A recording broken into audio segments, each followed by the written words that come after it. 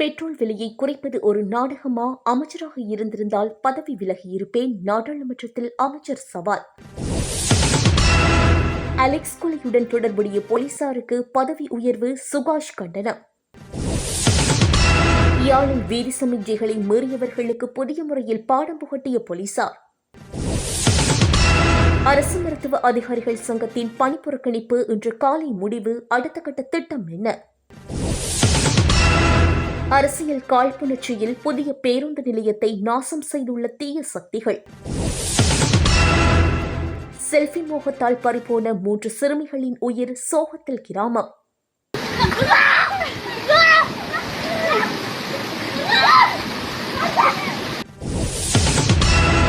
பேச்சுவார்த்தை தோல்வியடைந்ததால் ஈரான் மீது தாக்குதல், ட்ரம்ப் எச்சரிக்கை. மதுபான சாலைகளுக்கு பூட்டு, நாடளாவிய ரீதியில் அமலாகும் புதிய கட்டுப்பாடு, கவலையில் மதுப்பிரியர்கள்.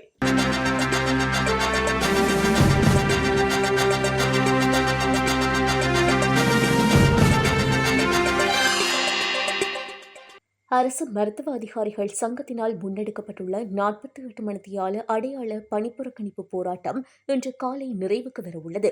தமது கோரிக்கைகள் தொடர்பில் உரிய தீர்வுகள் எட்டப்படாத நிலையில் அடுத்த கட்டமாக எடுக்கப்பட வேண்டிய நடவடிக்கைகள் குறித்து உரிய நேரத்தில் அறிவிக்கப்படும் என அந்த சங்கம் தெரிவித்துள்ளது.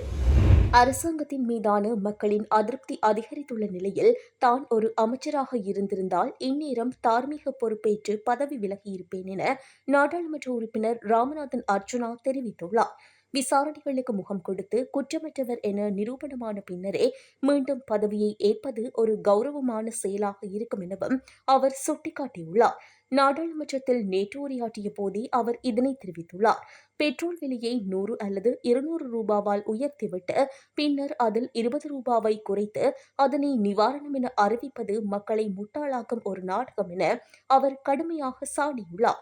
600 ரூபாவாக இருக்கும் பெட்ரோல் விலையை இவ்வாறு கையாள்வது எந்தவிதத்திலும் மக்களுக்கு பயனளிக்காது எனவும் அவர் தெரிவித்துள்ளார். அரசாங்கம் முன்வைக்கும் இவ்வாறான தர்க்கமற்ற காரணங்களை மக்கள் நம்புகின்றார்கள் என்றால் தான் ஒரு முட்டாள் என்பதை ஏற்றுக்கொள்வதாக அவர் ஆவேசமாக தெரிவித்துள்ளார். உண்மைகளை மறைத்து மக்களுக்கு பொய் சொல்லும் கலாச்சாரம் உடனடியாக நிறுத்தப்பட வேண்டும் எனவும் அவர் வலியுறுத்தியுள்ளார். வட்டுக்கோட்டை போலீஸ் நிலையத்தில் வைத்து போலீசாரால் சித்திரவதைக்கு உள்ளான நிலையில் உயிரிழந்த அலெக்ஸ் என்ற இளைஞனின் வழக்குடன் தொடர்புடைய போலீசாருக்கு மீள்பணி நியமனமும் பதவி உயர்வும் வழங்கப்பட்டுள்ளமைக்கு சிரேஷ்ட சட்டத்தரணி கனகரத்னம் சுகாஷ் கண்டனம் தெரிவித்துள்ளார். நேற்றைய தினம் அவரது அலுவலகத்தில் நடத்திய ஊடக சந்திப்பிலேயே இந்த விடயத்தை அவர் குறிப்பிட்டுள்ளார். அவர் மேலும் தெரிவிக்கையில், வட்டுக்கோட்டை போலீஸ் நிலையத்தில் தடுத்து வைக்கப்பட்டிருந்த அலெக்ஸ் என்ற இளைஞன் சில வருடங்களுக்கு முன்பு போலீஸ் காவலில் வைத்து சித்திரவதைக்கு உள்ளான நிலையில் மரணமடைந்திருந்தார். அது ஒரு கொலை என்று குடும்பஸ்தவர்களும் நாங்களும் சந்தேகம் தெரிவித்திருந்த நிலையில் குறித்த போலீஸ் நிலையத்தை சேர்ந்த 4 போலீசார் பதவி இடைநீக்கம் செய்யப்பட்டு அவர்களுக்கு எதிராக வழக்கு நடவடிக்கைகள் இடம்பெற்று வருகின்றது.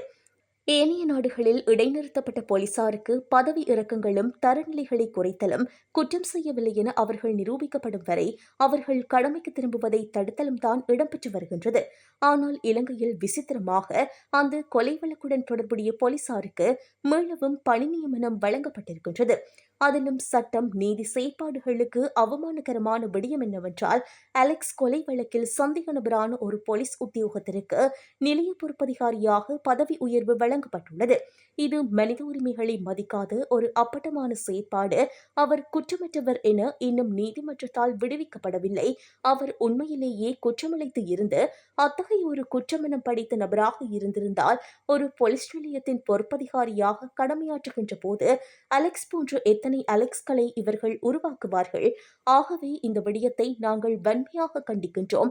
சம்பந்தப்பட்ட சந்தேக நபர்கள் மீளவும் பணிக்கு நியமிக்கப்பட்டதையும் பதவி உயர்வு வழங்கப்பட்டதையும் வன்மையாக கண்டிக்கின்றோம்.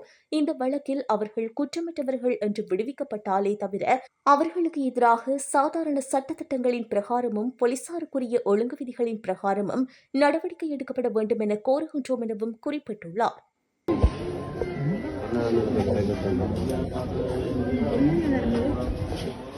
இது போலீஸ் கொண்டு சந்தேகத்தில் கொண்டு அடித்தது கலா போயின்னு சொல்லி வரதில்லை வாழ போயிட்டு சொல்லி கொண்டு அடித்தோம், கட்டி தூக்கிட்டு அடித்தோம்.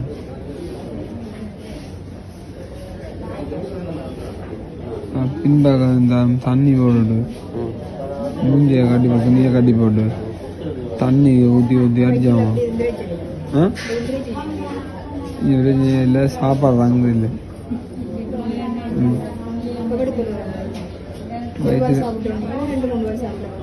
கொஞ்சமாக தான் சாப்பிட வேண்டிய நிலைமை இல்லை.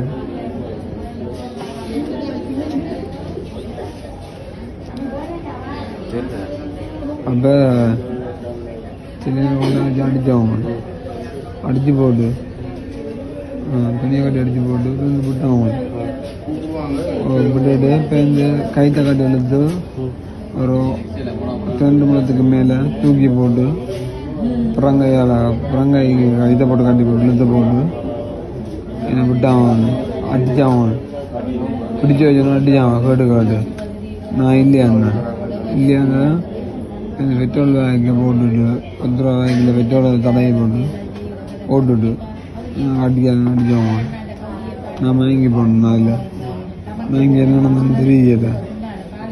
அதான் வந்தது எனக்கு 2 கையும் தூக்கல. இப்போ என்னாலே நான் கிடாது இல்லை. முதல் நாள் சாப்பாடு தெரியல, அடுத்த நாள் தான் சாப்பாடு வந்து அவன் ரூமில் விட்டு வச்சுருந்து சொல்ல வேண்டாம், கேஸ் போடணும், 2 வயசில் போய் உண்டும் எல்லாம் சொன்னேன். எனக்கு சொல்லி போய் அடுத்த நாள் பயப்படுத்தி விட்டேன். என்ன பயப்படுத்தி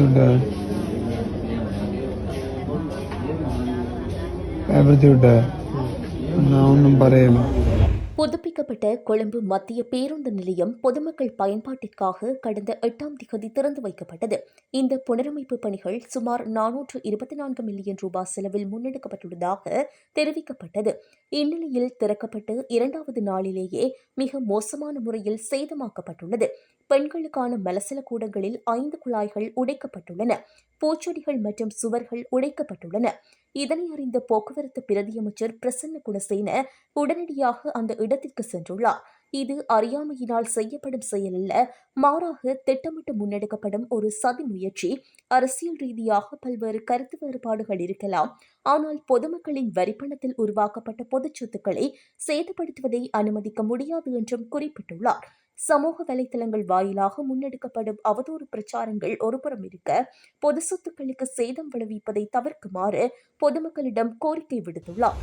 நிலக்கரி பிரச்சினை தொடர்பாக விசாரணை நடத்துவதற்காக ஜனாதிபதியால் விசாரணை ஆணைக்குழு ஒன்று நியமிக்கப்பட உள்ளதாக போக்குவரத்து நெடுஞ்சாலைகள் மற்றும் நகர அபிவிருத்தி அமைச்சர் பிமல் ரத்நாயக்க தெரிவித்துள்ளார். நேற்று நாடாளுமன்றத்தில் உரையாற்றும் போதே அவர் இதனை குறிப்பிட்டுள்ளார். இதற்கமைய நம்பிக்கையில்லா பிரேரணையை தொடர்ந்து இந்த விசேட விசாரணை ஆணைக்குழு நியமிக்கப்படும் எனவும் அவர் கூறியுள்ளார். மேலும் இதற்காக தற்போது சேவையில் உள்ள உயர்நீதிமன்ற நீதியரசர்கள் நியமிக்கப்பட உள்ளதாகவும் அமைச்சர் மேலும் தெரிவித்துள்ளார். இதேவேளை நிலக்கரி ஊழலுக்கு எதிராக சஜித் அணியினர் நேற்று பத்திரமுள்ள தியத உயனவிற்கு அருகில் நாடாளுமன்றத்திற்கு உட்பிரவேசிக்கும் சந்தியில் போராட்டம் ஒன்றை முன்னெடுத்துள்ளமையும் குறிப்பிடத்தக்கது. பாகிஸ்தானில் நடைபெறவுள்ள பேச்சுவார்த்தைகளில் உடன்பாடு எட்டப்படாவிட்டால் ஈரான் மீது தாக்குதல் நடத்துவதற்காக அமெரிக்க போர்க்கப்பல்கள் ஆயுதங்களால் நிரப்பப்பட்டு வருவதாக டொனால்டு டிரம்ப் எச்சரித்துள்ளார்.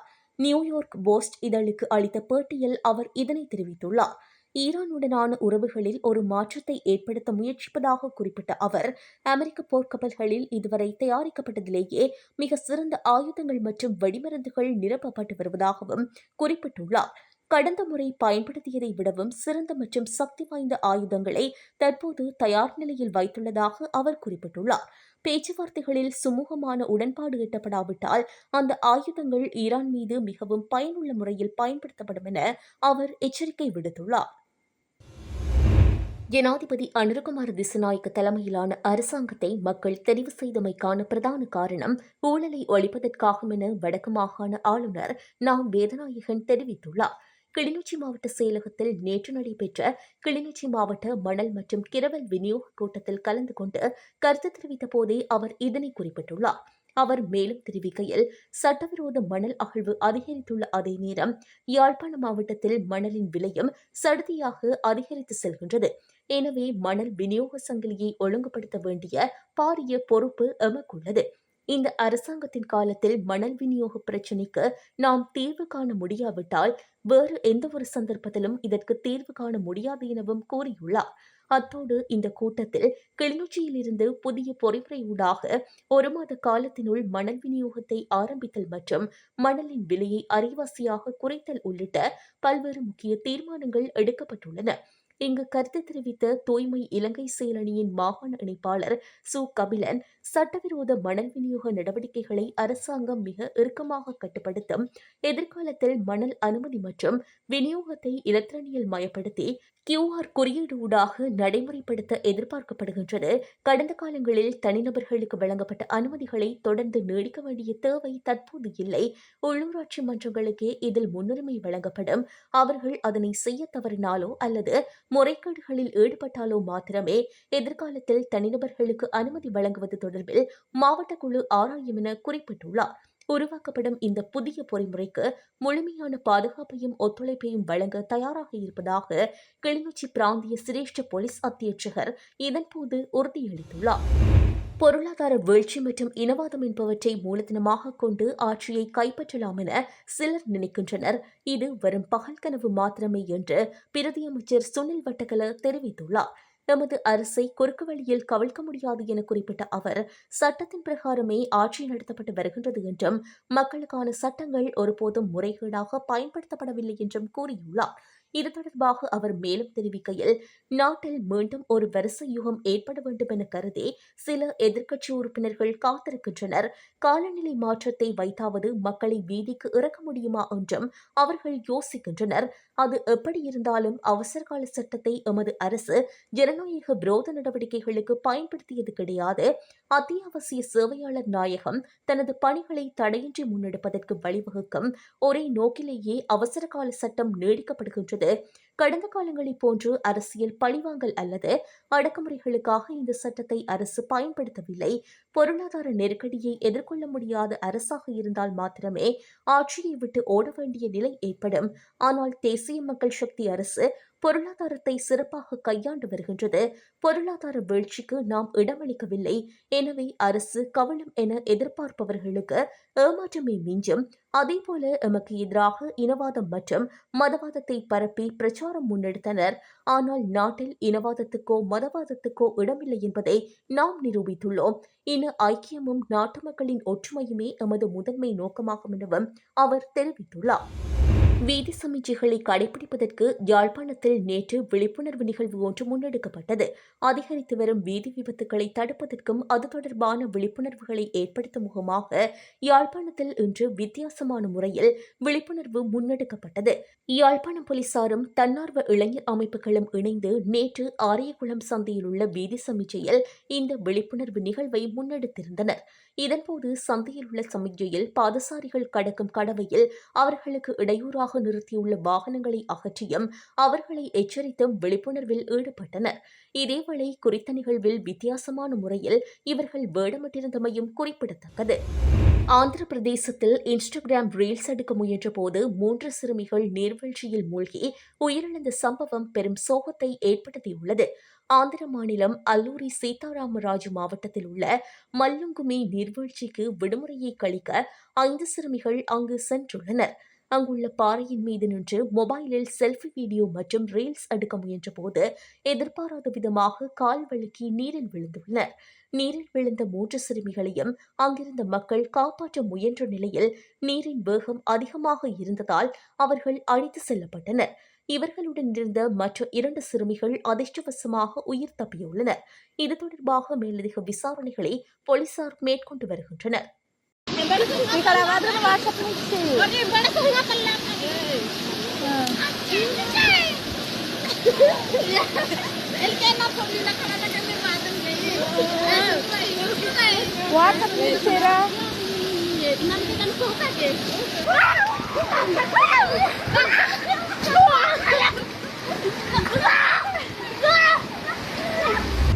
சித்திரை புத்தாண்டை முன்னிட்டு ஏப்ரல் 13 மற்றும் 14 ஆகிய 2 தினங்களில் நாடளாவிய ரீதியில் உள்ள அனைத்து மதுபான சாலைகளையும் மூடுவதற்கு தீர்மானிக்கப்பட்டுள்ளது. கலால் திணைக்களத்தின் ஊடக பேச்சாளரும் பிரதி ஆணையாளருமான ஏ ரோஷான் பெரேரோ விடுத்துள்ள விசேட அறிக்கையிலேயே இந்த விடயம் தெரிவிக்கப்பட்டுள்ளது.